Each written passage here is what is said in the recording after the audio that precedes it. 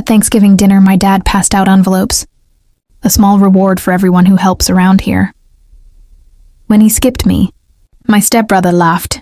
Guess you don't count. The words didn't sting the way they used to. Not loudly, at least.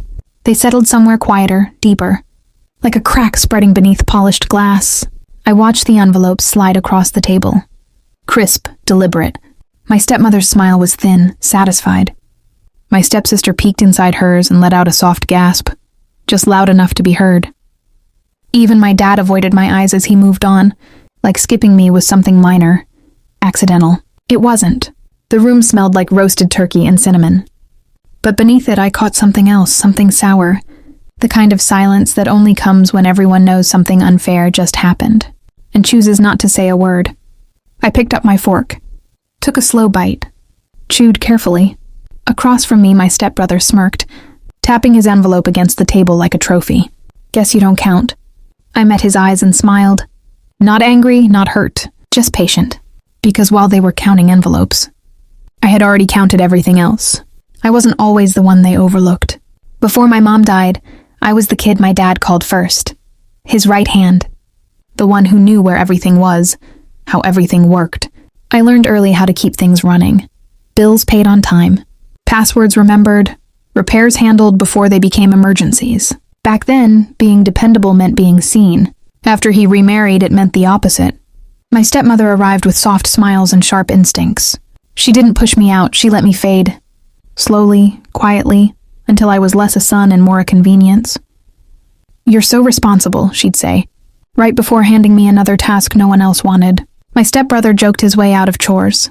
My stepsister forgot things. I handled what was left. At first my dad noticed.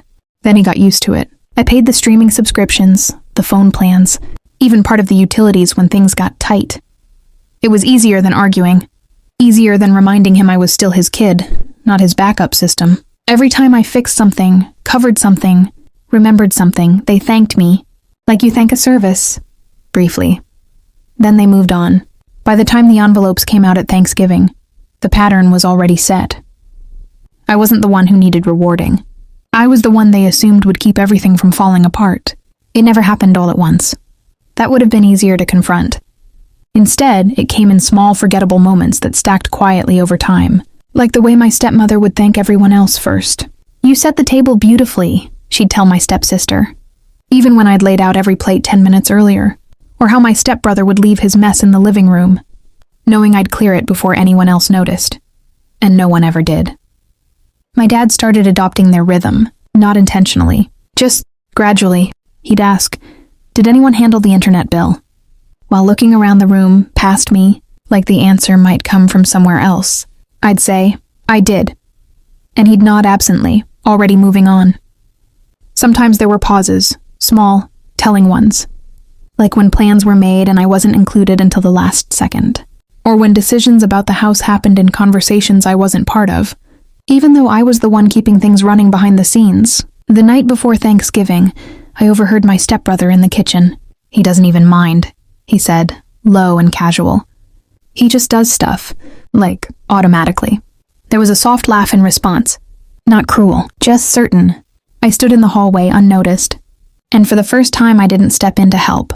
The turning point didn't feel dramatic. No raised voices. No slammed doors. It was quieter than that, almost ordinary.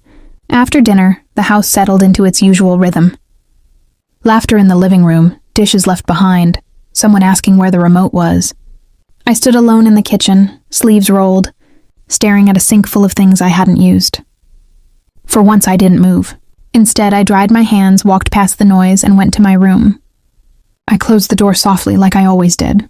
The difference was what I didn't carry with me this time. No sense of obligation. No instinct to fix what they ignored.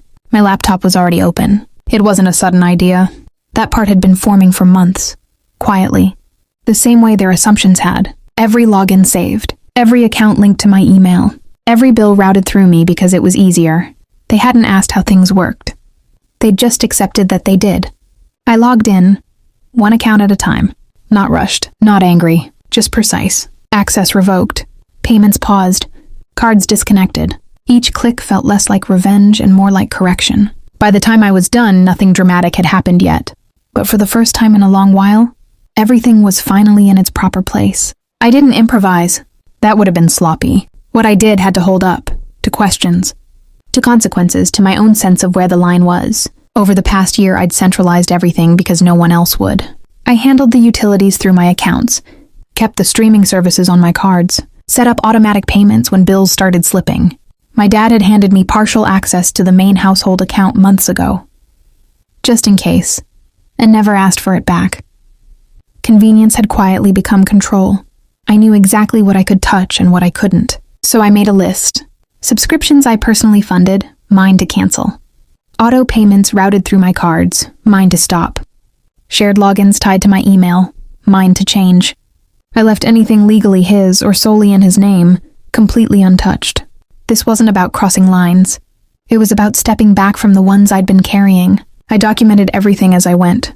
Screenshots, timestamps, quiet proof that I was only removing myself, not taking anything that wasn't mine. Then I set it to happen overnight. Not instantly, not dramatically, just a clean, silent withdrawal. By morning, there wouldn't be a scene waiting, just the absence of everything they had stopped noticing until it was gone. Morning arrived without ceremony. Sunlight slipped through the kitchen blinds in thin, pale lines, cutting across the table where the envelopes still sat. Creased now, half open, their importance already fading. I was already awake. I sat at the counter with a cup of coffee, watching the house come alive in pieces. Footsteps upstairs, a door closing. The familiar rhythm, predictable, comfortable. Then it shifted. My stepbrother came down first, phone in hand, tapping the screen with growing impatience. "That's weird," he muttered, trying again. A pause, a frown. In the living room, the TV flickered on, then off. My stepsister's voice followed, light at first. "Wi-Fi's not working?" Another attempt. Silence. My stepmother reached for her phone, her expression tightening almost imperceptibly as she scrolled. Notifications stacked quietly, one after another. Declined, payment failed. Access unavailable. No one raised their voice. Not yet. The confusion came first. Small, controlled, like they were still expecting it to fix itself.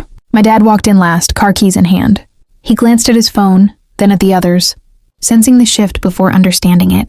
I took a slow sip of coffee. No announcements. No explanations. Just a house, finally noticing the silence where something essential used to be. The question started softly, almost polite. "Did the internet bill get missed?"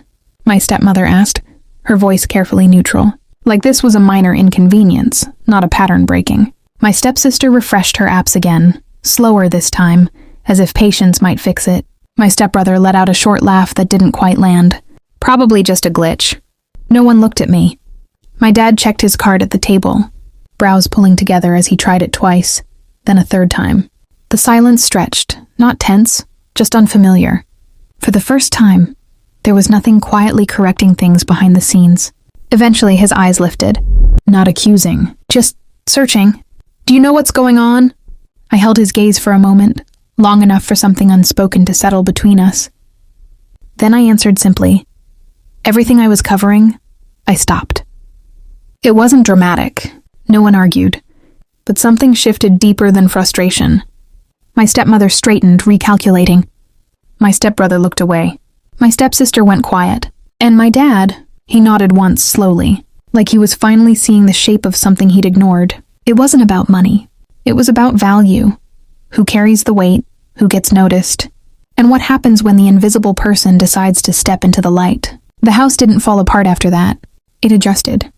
There were conversations, quieter than I expected. My stepmother asked practical questions now, not assumptions.